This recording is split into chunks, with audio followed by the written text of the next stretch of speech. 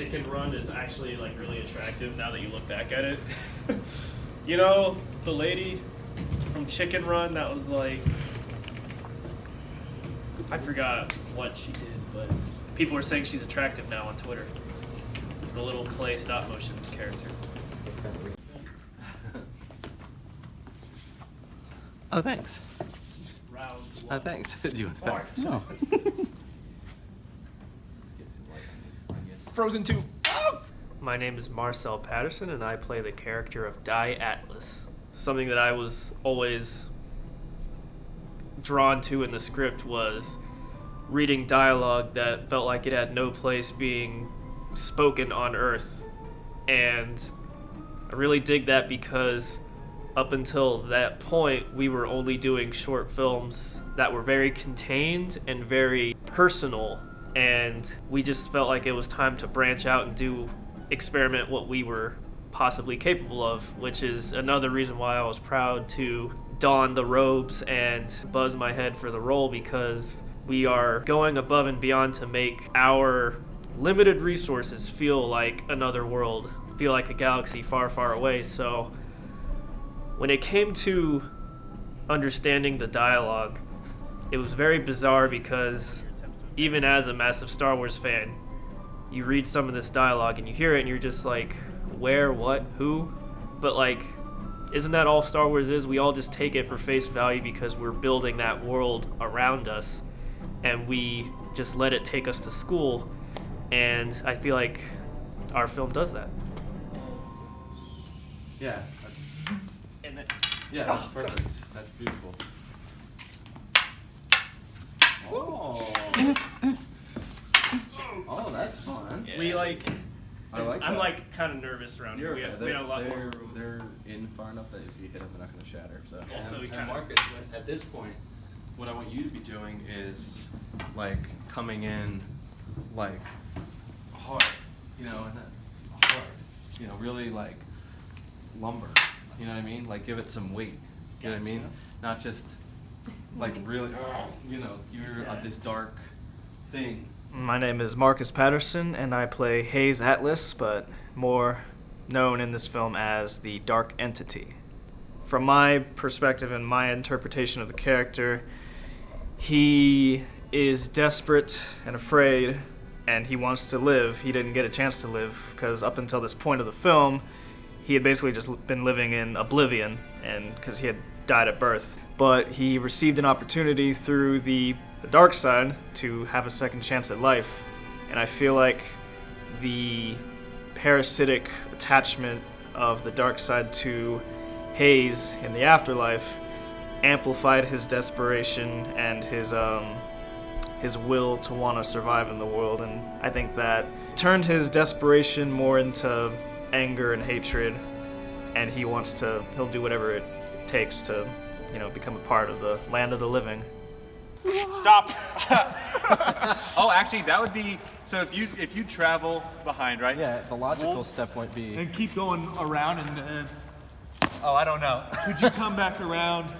I'm just trying to think I could include like one of those. Oh. I just don't know. So he can kip. Oh, let me see if I can do Oh, that. he can Yeah, one kip. hand, yeah. You can do it one-handed. Oh, come on.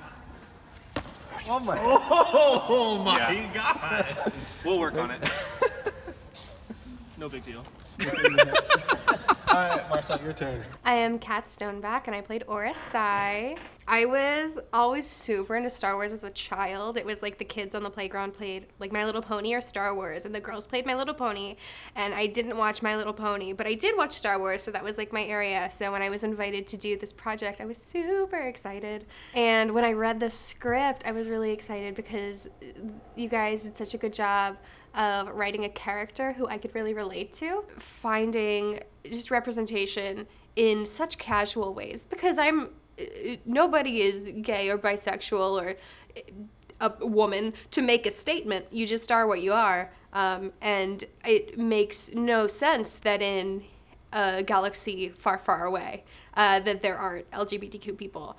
So it honestly makes it more realistic and graspable for me. Keeping those truths in these sort of realms, fantasy realms.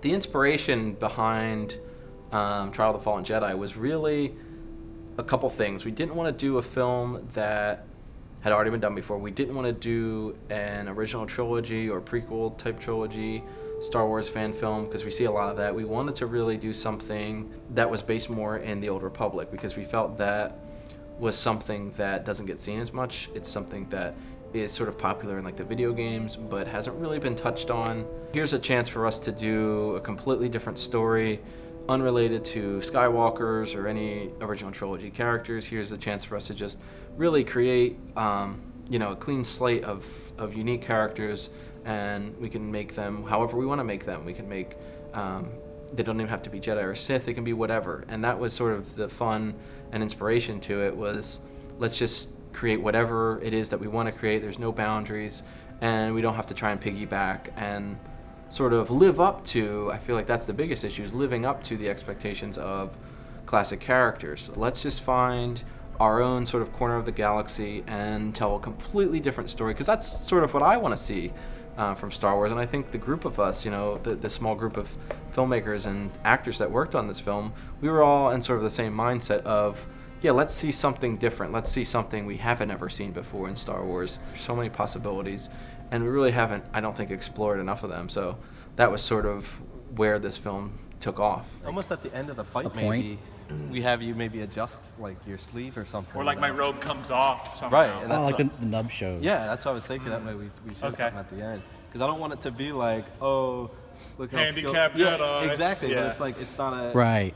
because of the Clearly I'm good. Force. Well, it's like it doesn't hinder him. That's the idea. And It's like if you give yourself too much to the saber, there's chances of and that. that's the message he's trying to send to Die. This whole movie is, don't rely on just that. Right. Look at me. Yeah, or you'll end up like him in a sense. My name is Brooks Labby. I was the director of photography on Trial of the Fallen Jedi. I feel like everyone's seen a Star Wars film, but not everyone has made a Star Wars film, so you never know how it feels until you're doing it.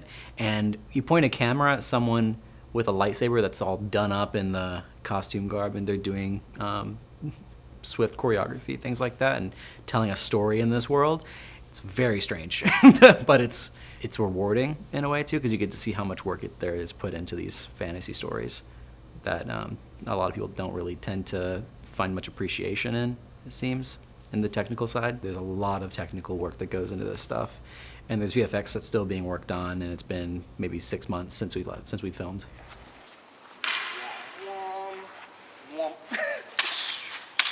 Slow. I thought we were going full speed. I said slow. Do it again. Slow. On the first rehearsal, we should basically never go fast. Yeah. I want to go fast.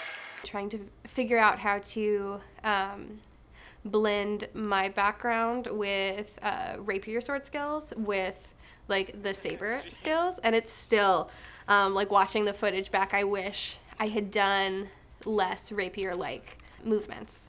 Oh, the Pattersons, those boys, those twins, when they fight, just the force that they put into their combat is so cool, and I'm jealous of that.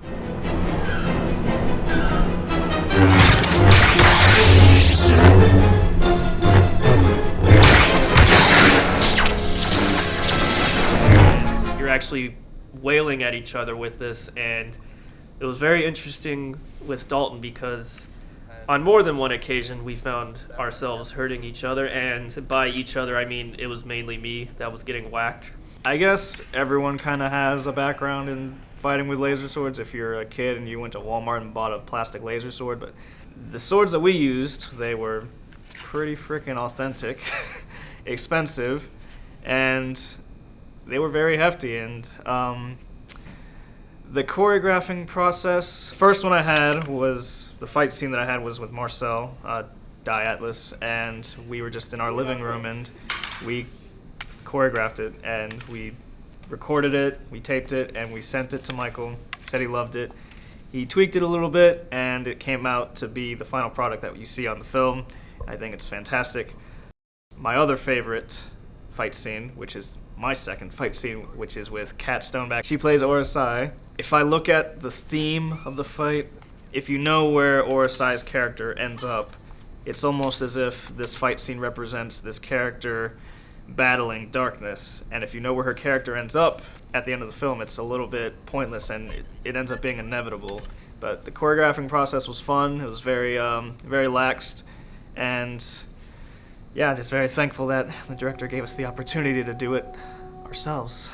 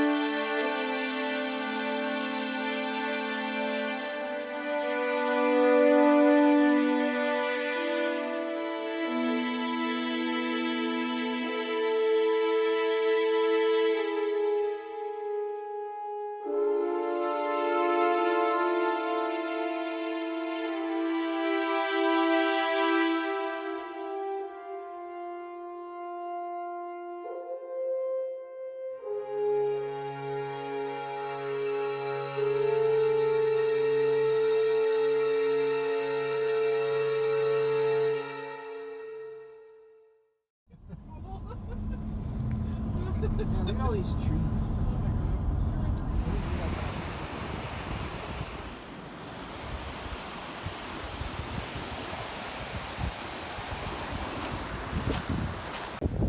Some cool dunes.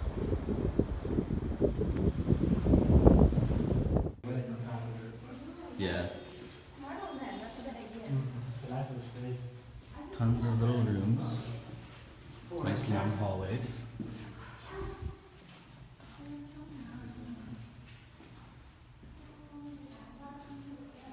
There was a lot of challenges for this project. First, because the script was easy to do. It's always easy to script a sci-fi project like this, and I say that because it's really easy to write these like kind of big, extravagant sequences and fun things that these cool Jedi can do and things like that. It becomes far more difficult when you have to start be realistic about it, when you have to start grounding it in reality, you have to start getting the props, and where there was no money for this, you know, it was really just out of pocket for pretty much all this. This film is really just a labor of love for all of us that love Star Wars and all things film. So that's a challenge in itself, is how do we make this as authentic as possible while, you know, also trying not to completely empty our bank accounts and not be able to pay our bills because we're buying Star Wars toys essentially. You know, because the lightsabers were very expensive. The costumes, while not as expensive, still quite a few costumes to get.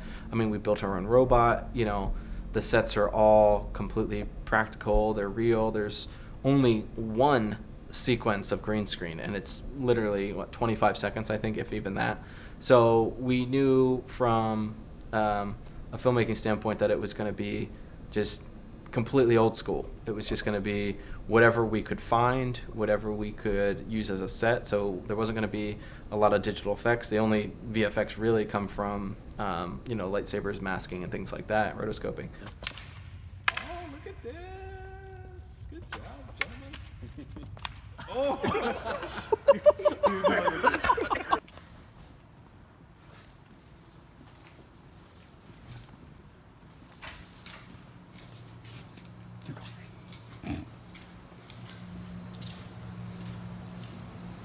Oh, there he is.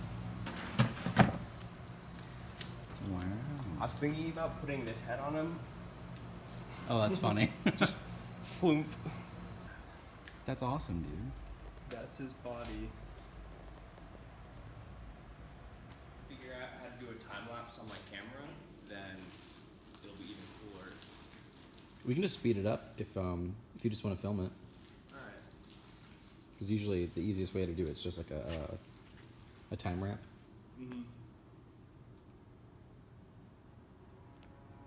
The robot, while amazing and awesome, as you get to see in the film, ZD is one of my favorite characters of the film, and I'm so glad that I wrote him in. He was such a headache in of himself because we employed Chris Kunk, our character modeler, the original design was actually created by Marcel Patterson, and we sort of borrowed a little bit of inspiration from J.J. Abrams' Bad Robot, and that's sort of, if you put them side by side, you can see the similarities even down to color. But creating that, getting to that point of having a tangible physical robot was probably 2-3 month process, and that's something you don't really take into consideration when you write the script. You just say, okay, we'll figure out a robot. We're just gonna, this is ZD4. He's in the script, and so again, that's where that reality expectation comes into play. And thankfully, our expectation was, for me, it was exceeded, but getting there was quite a road because we spent a lot of money on materials and sort of failing with the robot. And the first time you see him in the film is not his final version. He's kind of a mess. He's broken in that scene. He'd fallen apart earlier that day, and we sort of duct taped him together. So the first time you see ZD, it's not pretty. And then in the next scene, it looks like he's been upgraded and completely transformed, which is because we have the final version of him. And he's 3D printed, the final version, and that took over a week to print. And then he had to be painted and sanded and things like that. And so thankfully, only his arm broke after we started shooting with him. Oh my god.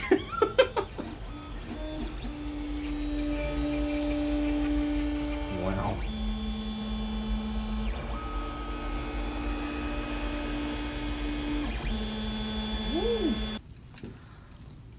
Say hi. Say hi, ZD.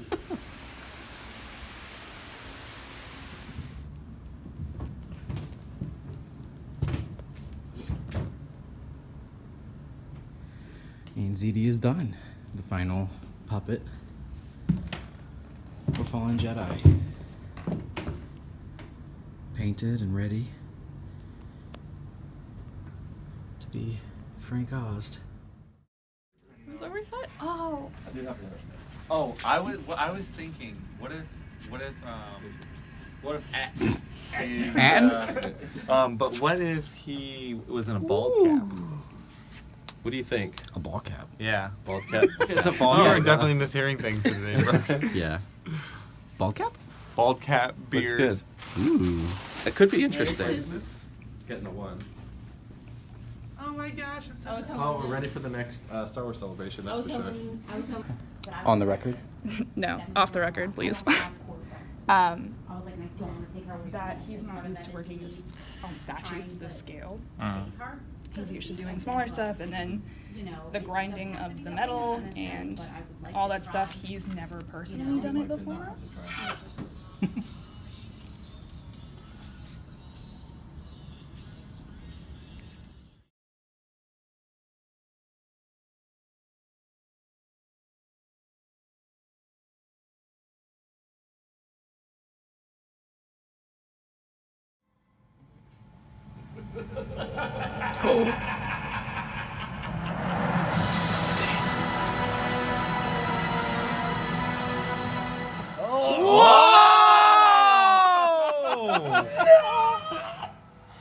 What does that mean? What? Oh my god! What does that mean? We were like, Boots ever needs a beatboxer. He just said, do it, Zach. You know where to find me. Don't tempt me. We apparently need to use liquid latex around the We should have done some practices. Oh So my. I just have to keep the hood on the whole time, just to hide all the seams. He was coming down and we were like, oh my god, he's bald. Yeah, I was like, the camera's probably gonna pick up a lot of the lines. From a distance, not as bad, but. We were all sort of treading some unexplored areas with this film. And I'll start with, the bald cap was something that none of us had really done before. We had a makeup artist. She was excellent. But she had never really done a bald cap before either. So there was a lot of struggling when it came to getting that bald cap perfect. And it still didn't come out perfect because it had to be digitally edited, things like that.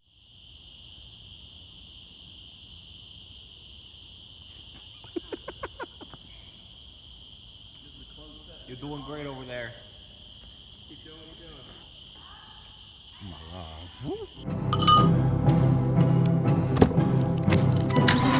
So today's May 4th.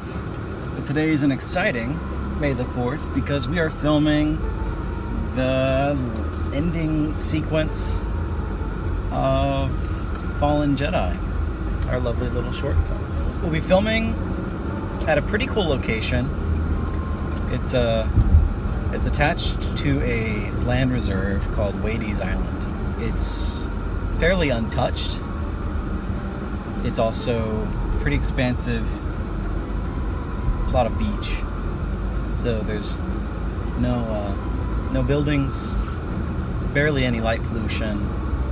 It's a nice barren setting, and we feel like this is a really unique look for a Star Wars short, one that we haven't really seen. So it's kind of why we're doing it. Guess what day it is?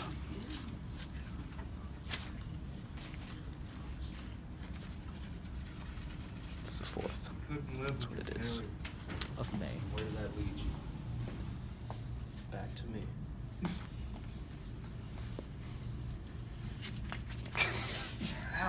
Lightsaber fighting on a beach, super fun, but super messy. I think my favorite part had to have been when we went out into the warehouse and just messed around. We had a coffee cake muffin that we poured like coffee milk onto to make what he was eating, but just messing around, discovering like the area, like what to mess with, messing around with his props and his like armbands. I think there's so much fun to be had when you just are able to play. A lot of them were accidental. My favorite shots in the film were like happy accidents.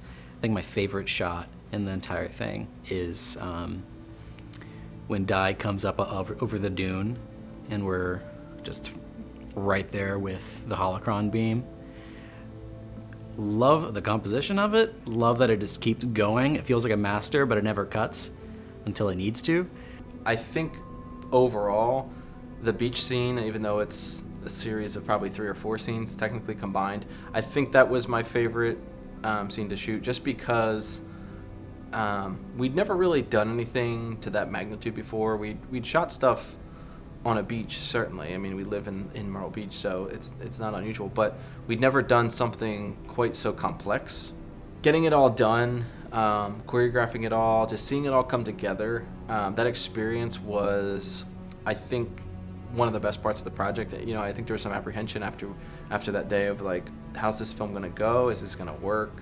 You know, there's a lot of issues when you do a sci-fi project of this, you know, of any magnitude, but especially of Star Wars magnitude. You're gonna encounter issues and problems. But that scene just felt like everything sort of came together once, you know, the effects and the editing were all done, and the location was perfect. You know, we got some really striking shots, basically shooting on a beach at midnight. It seems easier said than done, and it's really not. But that, I think, is still, you know, I'll carry that with me for a while, especially because it took us 2 hours just to get to the shoot, even though it was only 20 minutes away from us. Thanks, Brooks.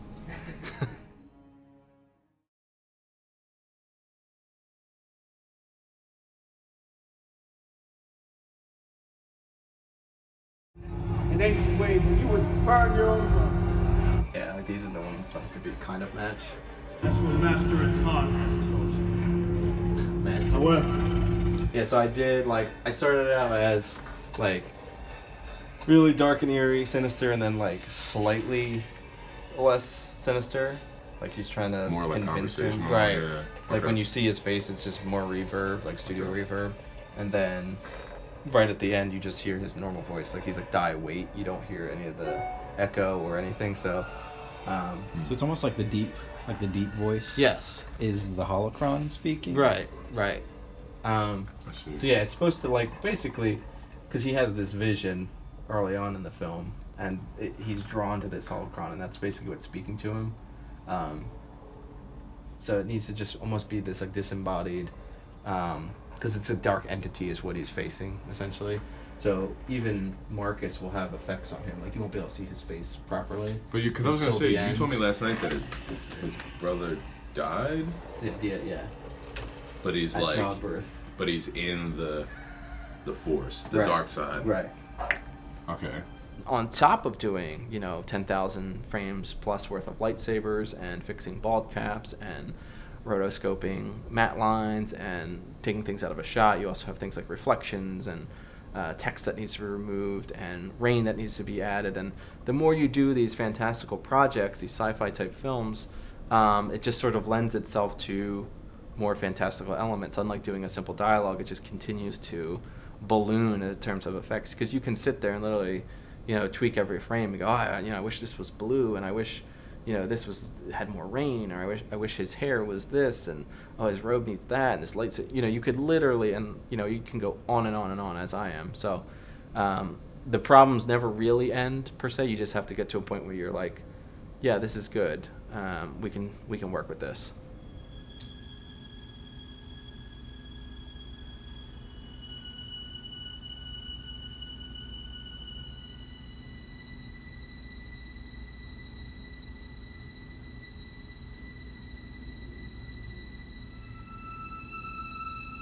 I have more or less like an obsession or a fetish when it comes to music.